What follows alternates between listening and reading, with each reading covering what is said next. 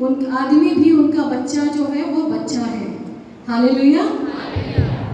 तो मैं प्रभु को धन्यवाद देती हूँ कि हम सब उसकी संतानें उसके समक्ष में हैं और उसकी आराधना के लिए यहाँ पे आए हैं। एक छोटी सी गवाही मैं आपको बताऊंगी। मेरी आदत है जब तक वचन ना सुनूं तो मुझे नींद नहीं आती। वीक भी देखते बहुत सारी चीज़ें जो जो अच्छी चीज़ें हैं जो अडॉप्ट करने का है ना वो मैं देखती ज़रूर हूँ, तो इसलिए मुझे जल्दी नींद भी नहीं आती है। तो इत्तेफाक से मैं जब देख रही थी वचन देख रही थी तो मुझे ब्रदर दीना करण का एक बहुत बुरा उनका बर्थडे था 1 जुलाई का, तो उनका ना उनका एक सीरीज बनाया था उनके वचन का। उसमें उन्होंने एक भाई के लिए गवाही दिया। वो गवाही मुझे बहुत टच किया, जो मैं आप लोगों के संग शेयर करना चाहती हूँ, क्योंकि गवाही मेरी और आपकी ज़िंदगी के लिए बहुत इम्पोर्टेंट है। तो उन्होंने बताया कि उनके एक नोन थे, मतलब उनके एक जानकार के एक भाई थे जो उनके संग से कई में भी थे, और वो बताने लगे कि वो भाई की शादी हुआ। शादी के काफ़ी समय के बाद उनकी वाइफ जब कंसीव किया, उसके कुछ महीनों के बाद जब वो अल्ट्रासाउंड के लिए गई तो डॉक्टर ने बोला कि बच्चा गर्भ में मर गया और सेकेंड डे आओ, इसको हटाना पड़ेगा, अगर नहीं हटाया तो आपकी पत्नी मर जाएगी, सेप्टिक फैल जाएगा, मर जाएगी। उन्होंने बोला कि डॉक्टर साहब मुझे वो विश्वासी जन थे, और सोचो आप जो सीनियर डीना करण थे उनके संग जब वो मिनिस्ट्री करते थे तो ऑब्वियस सी बात है कि वो बहुत स्पिरिचुअल होंगे। उन्होंने कहा डॉक्टर साहब मुझे 15 दिन का समय दे दो और उसके बाद आप कर लेना। डॉक्टर ने कहा हम आपको 15 दिन क्या, हम आपको 1 हफ्ता भी नहीं दे सकते, क्योंकि अगर हमने जरा सा भी डिले किया आपकी पत्नी भी मर जाएगी। वो बहुत परेशान दुखी वो घर आए। उन्होंने सीधे ब्रदर को फ़ोन किया, ब्रदर दीना करण को फ़ोन किया, और उन्होंने बोला कि ब्रदर ऐसी ऐसी बात है, और ना मैं अपना बच्चा खोना चाहता हूँ और ना ही मैं अपनी पत्नी को खोना चाहता हूँ, आप प्रार्थना करो। तो हम सब जानते हैं ब्रदर दीना करण की सेवकाई को, कई बार उनको प्रभु स्वर्ग में लेके गए, खुदावन यीशु मसीह खुद उनसे बात करने आते थे। तो उन्होंने कहा कि मेरी आदत थी जब मैं अपना सारा काम निपटाता था तो मैं घुटनों में आके प्रार्थना करता था। फिर कहने लगे कि जैसे ही मैंने सुना तो मुझे बहुत दुख हुआ उस भाई के लिए, और मेरे भी आंसू नहीं रुक रहे थे कि इतना बड़ा दुख उस भाई के ऊपर है। उन्होंने कहा आज का समय मुझे दे दो भाई, और मैं आपको कल सुबह तक बताता हूँ कि क्या करना है। उन्होंने कहा ठीक है। उन्होंने बताया जैसे ही वो प्रार्थना के लिए घुटने टेके, कहने लगे यीशु मसीह मेरे सामने आए, और यीशु मसीह ने मुझसे बोला, ध्यान से सुनिएगा, कहने लगे कि मेरे बोलने से पहले यीशु मसीह सारी बातें जानते थे। उन्होंने बोला कि मुझे मालूम है कि तेरा जो मित्र है ऐसा ऐसा घटना हुआ है, लेकिन एक चीज़ याद रख दीना करण, मैं अपने बच्चों को मरी हुई संतान नहीं देता। हालेलुया। उन्होंने बोला मैं अपनी संतान को, यीशु मसीह ने बोला मैं अपनी संतानों को मरी हुई संतान नहीं देता। ब्रदर दीना करण कहने लगे मेरा सर घूमने लगा कि प्रभु तो कह रहे हैं मैं अपने बच्चों को मरी हुई औलाद नहीं देता, डॉक्टर कहते हैं कि अगर बच्चा नहीं हटाया तो उसकी पत्नी भी मर जाएगी। तो उन्होंने कहा कि प्रभु मैं उसको क्या बोलूं? तो प्रभु ने फिर बोला उसको बोल कि मैं अपने बच्चों को मरी हुई संतान नहीं देता। तो उन्होंने कहा कि प्रभु वो तो ठीक है, लेकिन मैं उसको जवाब क्या दूँ, क्योंकि मुझे उसको जवाब देना है। तो कहने लगे प्रभु ने बोला उसको बोल उसका बच्चा जिंदा है। हालेलुया। उन्होंने ताली बाद में बजाइएगा, पहले पूरा सुनिए। उन्होंने क्या किया, उन्होंने तुरंत अपने दोस्त को फ़ोन लगाया, उसको बोला कि भाई प्रभु आगे, मेरे बोलने से पहले उन्होंने सारी बातें बता दिया। उन्होंने बोला कि मैं अपने बच्चों को मरी हुई संतान नहीं देता और तेरा बच्चा जिंदा है, तू जा और जाके क्या कर, अल्ट्रासाउंड करवा। वो भाई बहुत खुश हुआ, सुबह अपनी वाइफ को हॉस्पिटल लेके गया डॉक्टर्स के पास। डॉक्टर ने अपने आप ही बोल दिया कि हम इनका पहले अल्ट्रासाउंड करेंगे। जब अल्ट्रासाउंड रूम में लेके गए, अल्ट्रासाउंड कर रहे थे, तो उनका, मुझे ब्रदर दीना करण का एक्सप्रेशन बड़ा अच्छा लग रहा था। वो कह रहे थे कि वो अल्ट्रासाउंड देख रहे डॉक्टर और अपना सर पकड़ रहे, अल्ट्रासाउंड देख रहे अपना सर पकड़ रहे। फिर उन्होंने जाके एक डॉक्टर को और बुलाया, सीनियर डॉक्टर थे उन्होंने देखा। उसके बाद उन्होंने पूरा जो एक टीम होता है ना, एक पैनल होता है डॉक्टर्स का, उन सबको बुलाया और उन सब ने देखा। फिर आखिर में उस भाई को बुलाया और उस भाई को बुला के बोला, 28 साल के मेरे डॉक्टरी के करियर में, जब से मैं 28 साल से डॉक्टर की सेवा कर रहा हूँ, ये पहली बार हुआ। ये कैसे हुआ मुझे नहीं मालूम।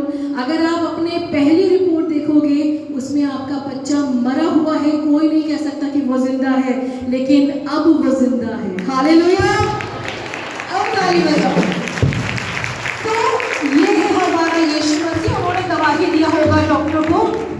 आप देखो, अद्भुत। मैंने कहा प्रभु सच में परमेश्वर, आप क्या संसार के माता पिता होके अपने बच्चों को बुरी चीज दे सकते हो? नहीं यार। तो वो हमारा स्वर्गीय पिता है, तो वो कैसे दे सकता है? इसका मतलब कि अगर ऐसी चीजें हैं तो वो परमेश्वर की ओर से नहीं है ना? क्योंकि परमेश्वर अपने लोगों को कभी भी बुरी चीजें नहीं देता। क्यों? क्योंकि वो बिगड़ी को बनाने वाला परमेश्वर है। कैसा है? बिगड़ी को। उस भाई का बिगड़ गया था, लेकिन खुदावंद ने उसको सही कर दिया। ये है हमारा यीशु मसीह। उसके जैसा ना तो कोई था, ना कोई है, और ना ही कोई हो सकता है। कोई नहीं हो सकता उसके जैसा। तो इसीलिए खुदावंद यीशु मसीह के लिए एक जोरदार ताली। हालेलुया। हम लोग आराधना में चलेंगे, आराधना में चलेंगे और खुदावंद को हम लोग महिमा देंगे। आजू बाजू वालों को मत देखो। आप आजू बाजू वालों को देखते हो, मैं भी इनको नहीं देखती हूँ, क्योंकि यह इनकी आदत है हंसने की, और इनको देखो तो मुझे हंसी आएगी तो आराधना डिस्टर्ब होगा, तो मैं बहन को भी नहीं देखती हूँ। आनंद करो, है ना? खुदावंद के संग मिलकर हम लोग आनंद करेंगे और आराधना में आगे बढ़ेंगे।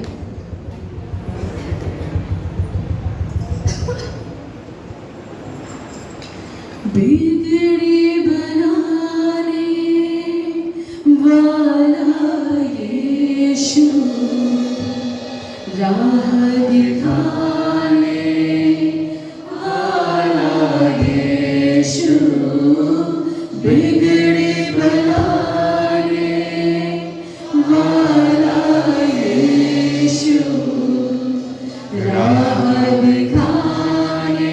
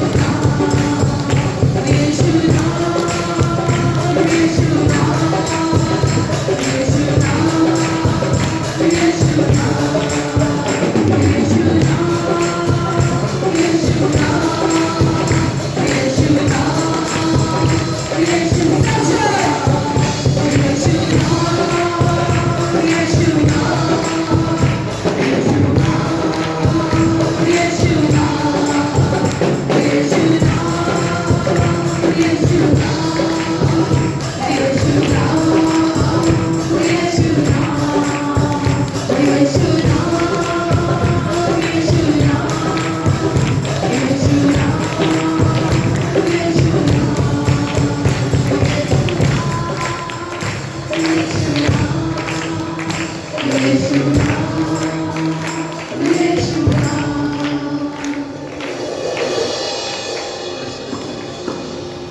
के नाम को महिमा मिले, उसकी स्तुति और उसकी तारीफ और उसकी प्रशंसा। सब जन उसकी तारीफ करें और उसके नाम को ऊंचा उठाएं और उसकी आराधना को जब हम करते हैं तो ऊंचे स्वरों के साथ में उसके नाम को महिमा दें, क्योंकि वो इस्राएल की स्तुति पर विराजमान परमेश्वर है। और जब हम सब मिल करके आराधना को करते हैं तो वो हमारे बीच में मौजूद होता है और हमको आशीषित करता है। इसलिए सब जन अपने हाथों को ऊंचा उठाते हुए परमेश्वर के नाम को महिमा देंगे और उसकी स्तुति और उसकी प्रशंसा को करेंगे और इसी कनेक्शन में हम लोग आगे बढ़ेंगे और परमेश्वर के नाम को ऊंचा उठाएंगे और उसकी स्तुति और उसकी प्रशंसा को करेंगे। हालेलुया। धन्यवाद।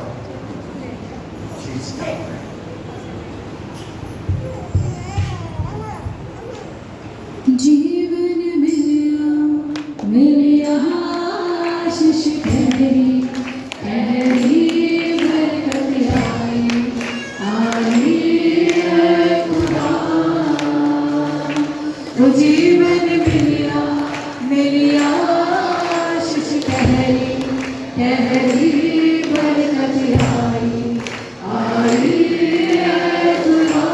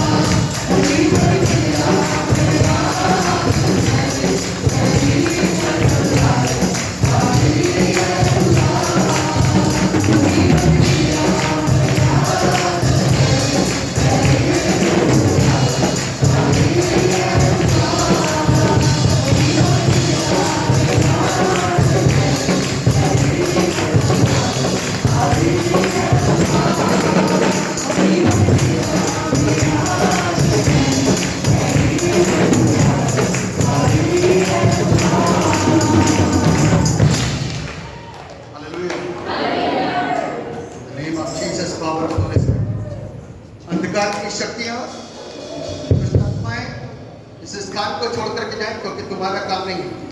जब हम जीवते परमेश्वर की आराधना कर रहे हैं तो अंधकार की शक्तियां यहाँ से हटे और यहाँ से जाए और शरीरों को छोड़े और भागती हुई सी नजर आए। In the name of Jesus, power of Holy Spirit. हर एक बीमारियों को प्रभु यीशु के नाम में डालते हैं, हर एक श्राप को यीशु के नाम में डालते हैं। अभी और इसी समय हर एक बंधन टूटे और हर एक वो चीजें जो किसी भी रीति से हमको कई वर्षों से और हमें आभास भी नहीं है, हमको अपने नियंत्रण में रखे हुए हैं। हर एक बंधन जो कोख में बंधे हुए हैं, हर एक बंधन जो शरीरों के ऊपर बंधे हुए हैं, हर एक बंधन जो बिजनेस के ऊपर बंधे हुए हैं, हर एक बंधन जो जानवरों के ऊपर बंधे हुए हैं, हर एक बंधन जो पढ़ाई के ऊपर बंधे हुए हैं, हर एक वो बंधन बच्चों की गंदगी में जाने के लिए बंधे हुए हैं। In the name of Jesus, power of Holy Spirit, हर एक अंधकार की शक्ति को यीशु नासरी के नाम में हुक्म देते हैं अभी और इसी समय। हर एक बीमारियां, दुष्ट की शक्तियां यीशु के नाम से इस स्थान को और शरीरों को छोड़ चल जाए। Right now I command in Jesus name, out, out in the name of Jesus. Fire, fire, fire, fire in the name of Jesus.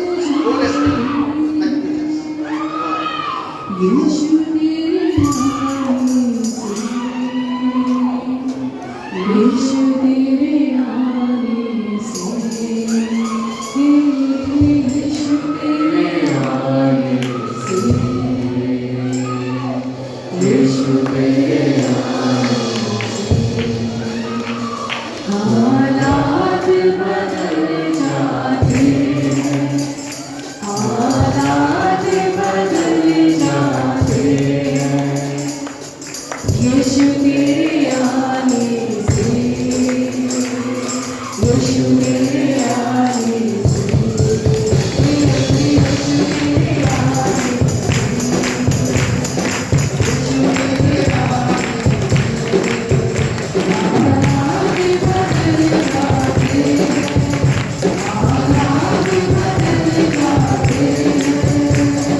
यीशु तेरे आने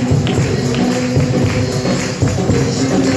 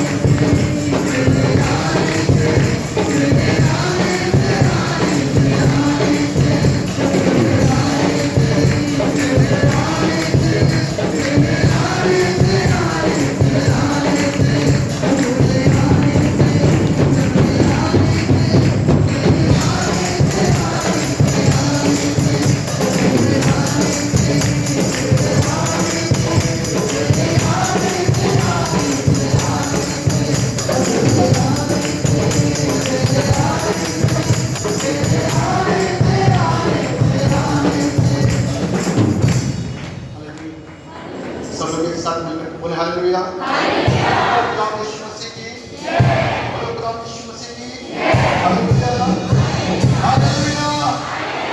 एक साथ करके हालेलुया। सलाम की हवा प्रभु यीशु मसीह की। जब यीशु हमारे जीवन के अंदर आता है तो हमारे जिंदगी के हालात बदलते हैं। आमीन मालूम है, मैं बहुत सारे लोगों से इस बात को सुनता हूँ कि मेरे काम पर ऐसा लगता है कि कोई बंधन आ गया, और कई बार प्रयास और कई बार कोशिशें लोग करते हैं लेकिन हटता नहीं है, टूटता नहीं है। क्यों? क्योंकि वो शैतान का बंधन बगैर यीशु के जाने वाला नहीं है। आमीन। वो बीमारी के ऊपर छाया हुआ एक शैतान का प्रभाव बगैर यीशु के नाम की सामर्थ्य जाने वाला नहीं। आमीन। मैंने बहुत सारे लोगों को देखा और सुना कि वो हॉस्पिटल्स में एडमिट हैं, डॉक्टर्स ट्रीटमेंट कर रहे हैं, डॉक्टर्स समझ नहीं पा रहे कि बीमारी क्या है, और कोशिशों पर कोशिशें और प्रयास पर प्रयास, दवाइयों पे दवाइयां, टेस्टिंग पे टेस्टिंग चल रही है, लेकिन पता नहीं चल रहा कि हो क्या रहा। पेशेंट के अटेंडेंट सब हैरान हो रहे हैं कि डॉक्टर साहब कुछ हो क्यों नहीं रहा है, और बीमार एज इट इज है, पता नहीं चल रहा है। जब यीशु के पास आते हैं और प्रार्थना होती है तो बंधन टूटते हैं, क्योंकि परमेश्वर बंधनों को तोड़ने के इस धरती पर आया। आमीन। वो मेरे और आप में इंटरेस्टेड है, मुझको और आपको बचाने में इंटरेस्टेड है। आदम के बनाए जाने के समय से लेकर के आज के दिन और आज के समय तक वो मुझको और आपको बचाने में इंटरेस्टेड है। मालूम क्यों? आज कितने लोग पहली बार आए? जो पहली बार आए, पहली बार, वेरी गुड, वेरी गुड। जो पहली बार आए यहाँ तो पूछा करिए, जो पहली बार आए, ठीक है। परमेश्वर, हाथों को नीचे करिए। परमेश्वर इनको बचाने में इंटरेस्टेड है। आज के दिन सोचो, 2000 साल पहले लोगों की मान्यता है कि यीशु मसीह आए थे। वो यीशु देह धारण करके मानव बनकर इस धरती पर आया, इसलिए क्योंकि उसकी आवाज को लोग समझ नहीं पा रहे थे, तो वो हमारे बीच में उस समय उसने व्यतीत करा। बचपन से लेकर के जवानी तक उसने कुछ समय हमारे बीच में व्यतीत करा, और जब तक उसने अपने समय को व्यतीत करा, वो हम लोगों को सिखाने, शिक्षित करने, बचाने, जगह करने, शापों से आजाद करने, बीमारियों से आजाद करने और अनंत जीवन की शिक्षा को देने के लिए रहा। और जब लोग सीख गए, जब लोग शिक्षित हो गए, लोग जगे हो गए, लोगों की आंखें खुल गई, लोगों के कान खुल गए, लोगों की बुद्धि खुल गई, तब यीशु ने कहा, मैं जाता हूं, अब तुम्हारे लिए जगह तैयार करूंगा। मालूम है, क्योंकि परमेश्वर ने देख लिया बड़ी भीड़ आने वाली है स्वर्ग में। हमें एक बड़ी भीड़ स्वर्ग में आने वाली है, क्योंकि इनके बीच में बीज बोया जा चुका है। हमें क्या हो चुका है? बीज बोया जा चुका है।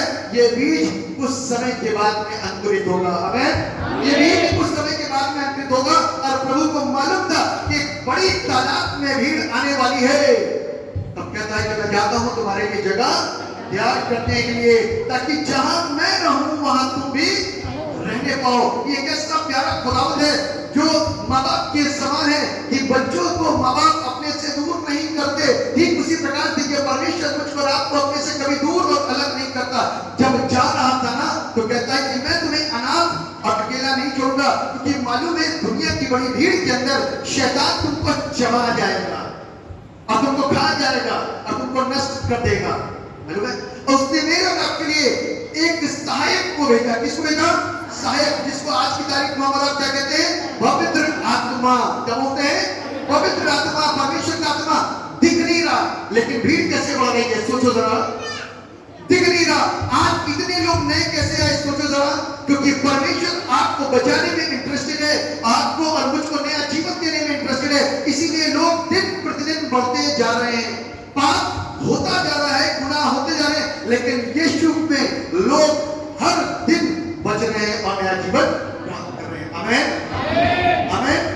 क्योंकि वो मुझ में और आप में इंटरेस्टेड है। एक दिन ऐसा होने वाला है, बाइबल कहती है, एक दिन ऐसा होने वाला है कि अब आपको सोचो, छोटा सा एक उदाहरण दूंगा। मैं यहां से हट जाऊं थोड़ी देर के लिए, सामने से भी लोग खड़े थोड़ी देर के हट जाए, तो बताओ क्या होगा? तो बताए, अरे गड़बड़ियां हो, क्लास में टीचर ना हो तो बताओ क्या होगा? गड़बड़ी, हू हल्ला। और जो चाहेगा वो करेगा, वो पीछे वाली सीट से आगे वाली सीट जाएगा, एक मार के आएगा, पीछे वाला उठ करके आएगा, उसका साथी उसके दो मारेगा। गड़बड़ियां शुरू, यानी कि शैतान का काम शुरू। बाइबल कहती है इसीलिए कि शैतान का काम भरपूरी और प्रबलता के साथ हमारे बीच में ना हो। तो परमेश्वर ने काम किया, फिर पुत्र ने काम किया, फिर पवित्र आत्मा को भेज दिया, अभी तक काम कर रहा है, ताकि शैतान अपनी प्रबलता को और अपनी गड़बड़ी को बहुतायत के साथ में ना कर पाए। बाइबल कहती है कि एक है जो रोकने वाला है, अभी तक रोके गए, वो कौन है? पवित्र आत्मा। और जिस दिन पवित्र आत्मा उठ गया तो उस दिन समझ लेना कि परमेश्वर का काम तो दिखाई देगा, क्योंकि वचन तो लोगों ने सुन रखा होगा ना, लेकिन वहां पर टीचर नहीं होगा, वहां शिक्षक नहीं होगा, वहां प्रभु के दास लोग नहीं होंगे, वहां पर वो प्रभु की दुल्हन नहीं होगी, वहां पर परमेश्वर नहीं होगा, वो रूल कुदूस नहीं होगा। वहां तब शैतान का पूरा वर्चस्व होगा और वो जो चाहेगा वो करेगा। उस दिन आने से पहले हम अपनी तैयारी को करें। वो आज आपको बेचारा पहली बार आए, किसी ने बताया कि चले जाओ, चेक हो जाओगे, मुफ्त में होता है, कुछ नहीं होता है, पैसा नहीं लगता वहां पर, चले जाओ, चेक हो जाओगे, 100% चेक नहीं मिलेगी, 100% दुष्ट आत्मा भागेगी, किसी ने भेज रखा है। लेकिन आज इस बात को सुन लीजिए कि ये लोगों के कहे द्वारा आए, ये परमेश्वर की योजना के द्वारा आया पाए। आमीन। मैं एक बात कहूंगा, कोई जल्दी से निकाले रोमियो की पुस्तक उसका 12वां अध्याय, रोमियो की पुस्तक उसका 12वां अध्याय और उसके 14वें पद को पढ़िएगा। रोमियो 14 अध्याय, सॉरी रोमियो 14 और उसके 12वें पद को पढ़िएगा। क्या परमेश्वर को अपना अपना लेखा देगा। हाँ, अतः आगे को हम एक दूसरे पर दोष न लगाएं। एक मिनट, इसके 11वें पद को पढ़िए। क्योंकि लिखा है, जो भी लिखा है, प्रभु कहता है मेरे जीवन की सौगंध, ध्यान से सुनते रहना, बहुत आराम से पढ़िए जो बोल रहा है। मेरे जीवन की सौगंध, हर एक घुटना मेरे सामने झुकेगा, हर एक जुबान, हर एक जीभ परमेश्वर को आमीन। सब विश्वास बोल सकते हैं आमीन, हालेलुया। बेशक आप किसी व्यक्ति विशेष के द्वारा भेजे गए हैं, लेकिन ये योजना आज की नहीं है, हजारों वर्ष पूर्व है। ये हर एक घुटना उसके सामने झुकेगा, हर जुबान उसे अंगीकार करेगी। तो ध्यान रखो कि परमेश्वर जब से आदम को बनाया तब से लेकर के आज तक वो मुझको और आपको बचाना चाहता है, ताकि स्वर्ग में एक बड़ी भीड़ पहुंचने पाए। आमीन। यदि आज हम जाने के तैयार हैं, अपनी आंखों को बंद करेंगे, मैं आपसे दुआ करूंगा, परमेश्वर आपको और हमको आशीषित करेंगे। अपनी आंखों को बंद कर दुआ।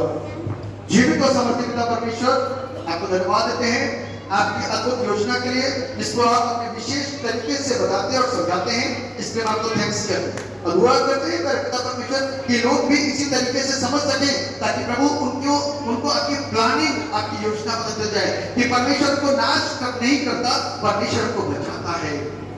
परमेश्वर हमको नाश नहीं करता, परमेश्वर को बचाता है, क्योंकि हम उसकी प्रजा है, हम उसकी क्रिएटिविटी है, हम उसकी क्रिएशन है, उसकी हाथों की रचना है। वो हमसे मोहब्बत करता है, हमसे दुश्मनी, हमसे नफरत नहीं करता।